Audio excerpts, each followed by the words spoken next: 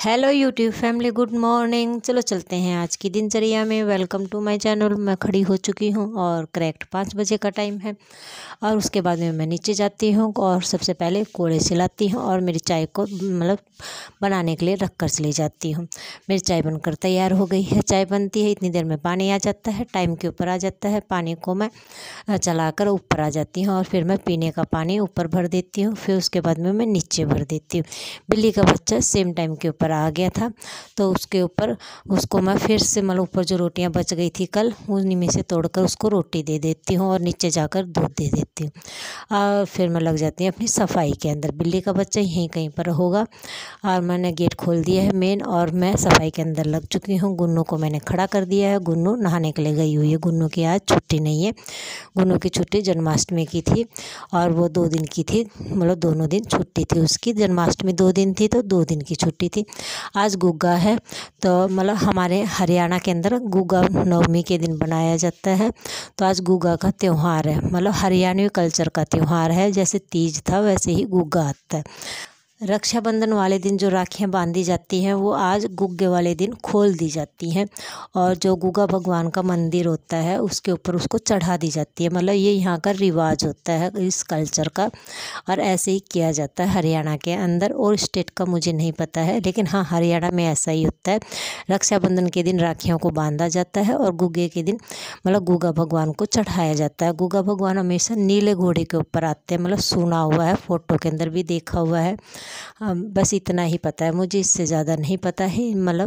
गुग्गे के जो गुग्गा का जो त्यौहार है उसके बारे में इससे ज़्यादा नहीं पता है। बस इतना पता है कि इस दिन कुछ घर में कुछ मीठा बनाया जाता है, बस इससे ज़्यादा नहीं पता है।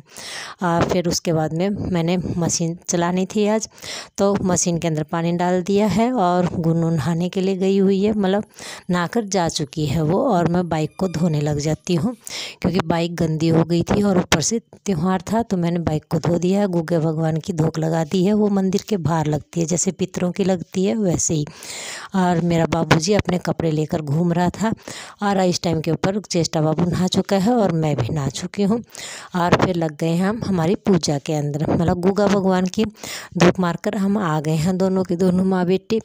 चेष्टा बाबू बार बार मेरे को बोल रहा है कि मम्मा यहाँ पर आ, तो मैं उसको अपने पास बुला लेती हूँ, कहीं वो सीढ़ियों के अंदर न चली जाए, क्योंकि उस सीढ़ियों के अंदर रेलिंग नहीं है, तो हमेशा उसके साथ में रहना पड़ता है। क्योंकि बच्ची है, इसको नहीं पता है ये गिर जाएगी, तो हमेशा इसके साथ में रहता है। तो उस साइड थी, इसलिए मैं उसको बार बार झुक कर बुला रही थी और फिर वो आ जाती है। और शिवलिंग के ऊपर जल चेष्टा बाबू ने चढ़ा दिया है, मैंने नहीं चढ़ाया, मैंने सिर्फ धूप लगाई और चेष्टा बाबू ने जल चढ़ा दिया। हम दोनों माँ बेटी ने बाबा की पूजा कर ली। उसके बाद में मैं तुलसी मैया को जल देती हूँ और उसके बाद में मैं देती हूँ मेरे सूर्य देवता को। ऐसे करके ये डेली की डेली मैं मेरी पूजा करती हूँ। सिर्फ इतना ही करती हूँ, ज़्यादा कुछ भी नहीं करती हूँ। हाँ, मेरी श्रद्धा भावना मेरे भगवान के अंदर पूरी की पूरी है। मैं ये नहीं कहती मेरे श्रद्धा भावना कम है, बचपन से है। बचपन तो नहीं कह सकते, हाँ, जब से मैंने होश संभाला है, मैं पूजा व्रत करने लगी हूँ तब से। हरियाणवी कल्चर के अंदर क्या है, पहले बहुत छोटी सी उम्र में ही बच्चे व्रत करने लग जाते थे। 4th-5वीं क्लास में एक दूसरे को देखकर करने लग जाते थे। अब ये ट्रेंड कम हो गया है। पहले ऐसा ही होता था कि एक दूसरे को देखकर व्रत करने लग जाते थे। तो मैं छोटी सी उम्र में, शायद 4th या 5वीं क्लास के अंदर थी, जब से ही व्रत वगैरह करने लग गई थी। हाँ, और सारे के सारे व्रत लगभग जितने भी होते हैं मैं कर लेती हूँ। हाँ, जन्माष्टमी भगवान का नहीं होता है, मैं बहुत कोशिश करती हूँ और पूरी श्रद्धा से करती हूँ, लेकिन एटलीस्ट वो शरीर का दर्द होता है ना, वो सहन नहीं होता है, और सर का तो बिल्कुल भी नहीं। और इस बार तो वो मीटिंग होकर पीछा छूटा है। इतनी बुरी तरह से दर्द होता है कि सहन नहीं होता है। और इस बार मैंने माफ़ी भी मांग ली, बाबा जी मैं व्रत नहीं कर पा रही हूँ। और देखिए, फिर मैं बाबा जी के लिए चाय बना कर ले आते हैं। बाबा जी को नहला दिया था और चेष्टा बाबू ने और हमने चाय पी ली। उसके बाद में मैं सीढ़ियों में झाड़ू लगाते हुए नीचे चली जाती हूँ। मशीन में पहली बार के कपड़े डाल रखे हैं। रोटियां मैंने गुन्नू स्कूल में गई जब मैंने डाल दी थी और गुन्नू स्कूल में जा चुकी है। रोटियां डाल दी थी। पूड़े मैं नहीं बना रही हूँ, पूड़े सासू जी बना रही हैं, वो बनाती हैं हमेशा, और इस साल भी वही बना रही है। मैं नहीं बनाती हूँ। ये मेरे लास्ट वर्क के कपड़े हैं जो मशीन के अंदर घूम रहे हैं, और इतने सारे कपड़े धोए हैं, बहुत ज़्यादा, कह नहीं सकते कितने हैं। 3 तार ऊपर 3 नीचे।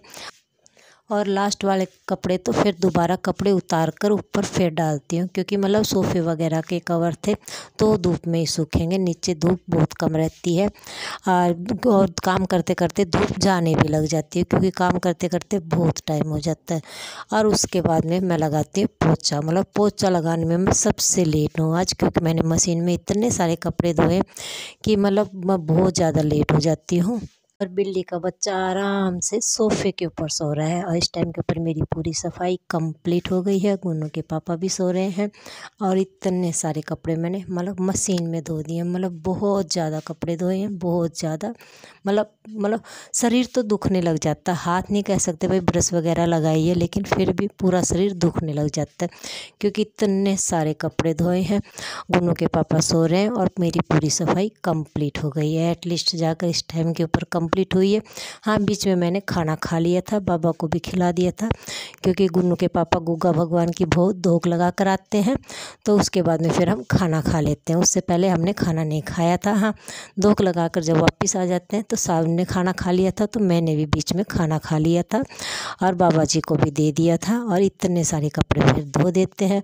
उसके बाद में मैं और बाबू जी ऊपर आ जाते हैं। फिर मैं चेष्टा बाबू को सुलाने की कोशिश करती हूँ। चेष्टा बाबू अपने बाबू के साथ खेल रहा है, मतलब उसको चुन्नी उठा उठा कर खेल रहा है, काफ़ी देर तक खेलता रहता है।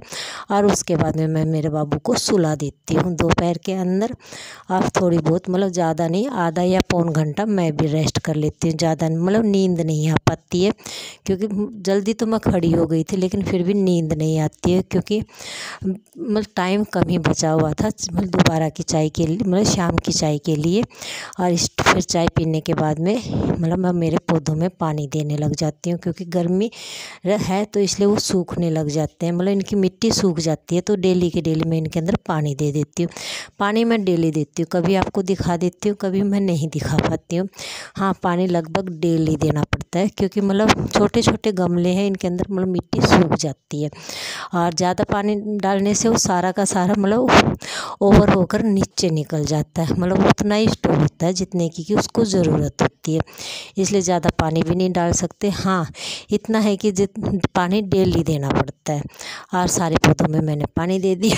जब बाबा के लिए झूला बनाया था, उस टाइम के ऊपर जो चुन्नी वगैरह की लेस वगैरह निकाली थी, तो मतलब वो निकाली तो गुन्नू ने थी, कपड़ा मैंने बांध रखा था, फिर भी मतलब वो मेरे एलर्जी वाली प्रॉब्लम फिर शुरू हो गई है। मतलब आँख छींक आना और मतलब खांसी आना शुरू हो गया है।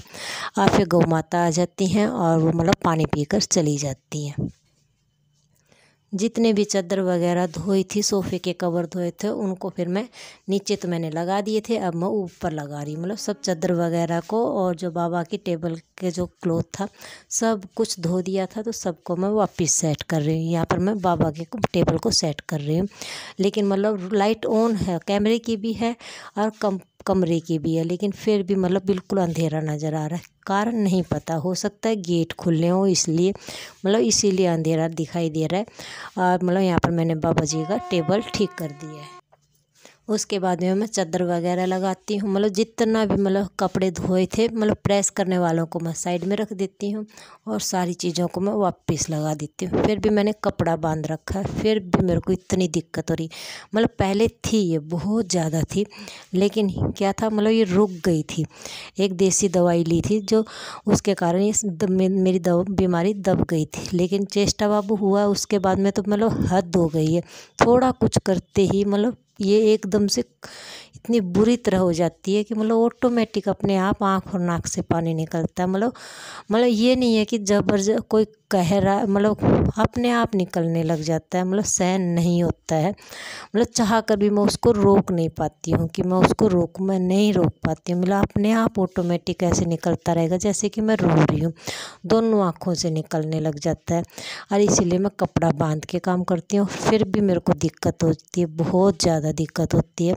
बोलो लेस तो गुन्नू ने निकाली थी, मैंने तो निकाली भी नहीं थी, और उसके बाद में भी मेरे को प्रॉब्लम हो गई है। हाँ, इस कमरे को सेट करने के बाद में फिर मैं दूसरे कमरे में चली जाती हूँ और सेट करने लग जाती हूँ। चेष्टा बाबू अब नीचे जा चुका है, उस टाइम के ऊपर वो मेरे पास में था, मतलब वो खेलने मतलब घूमता रहता है, लेकिन हाँ सीढ़ियों में उसके साथ में हमेशा कोई ना कोई रहता है। ऊपर और नीचे जाती है तो मतलब हाँ ये है थोड़ा बहुत वो उतरने और चढ़ने लग गई है, लेकिन फिर भी हम उसके साथ में रहते हैं क्योंकि वो बच्ची है और गिर जाएगी और उसको लग जाएगी, तो इसलिए हम हमेशा उसके साथ में रहें। और इस कमरे को सेट करते मतलब सब कुछ फैला रखा है, और क्योंकि कपड़े धोती हैं उस दिन बहुत ज़्यादा फैल जाता है, सारी चीज़ों को इधर से उधर हो जाती हैं, फिर मैं सेट करने में भी टाइम लगता है। मतलब कपड़े पहले धो और उसके बाद में उसको सेट करो, मतलब टाइम बहुत ज़्यादा लग जाता है। और प्रेस करने वाले कपड़े मैंने साइड में रख दिए हैं, और जितने भी थे सोफ़े वगैरह चादर वगैरह सबको मैंने बिछा दिया, नीचे भी बिछा दिया ऊपर भी बिछा दिया, और कमरा मेरा पूरा सेट हो गया है। और प्रेस करूँगी कल, देखते हैं यदि धूप रही तो मैं पक्का करूँगी, क्योंकि मैं प्रेस हमेशा सोलर के अंदर ही करती हूँ। मशीन चलती है तो भी सोलर के अंदर चल रही थी, हाँ धूप तेज़ थी इसलिए मशीन चल गई और कपड़े सारे के सारे धूप गए, और कपड़े इकट्ठे भी हो गए थे क्योंकि जन्माष्टमी वाले दिन भी नहीं धोए मैंने, और कल बृहस्पतिवार था तो उस दिन भी नहीं धोए, और मंगलवार को भी नहीं धोए। मंडे के बाद में कपड़े आज धोए हैं, बहुत ज़्यादा धोए हैं मैंने। बाबा जी और मेरा बाबू जी सो गए हैं। Okay bye.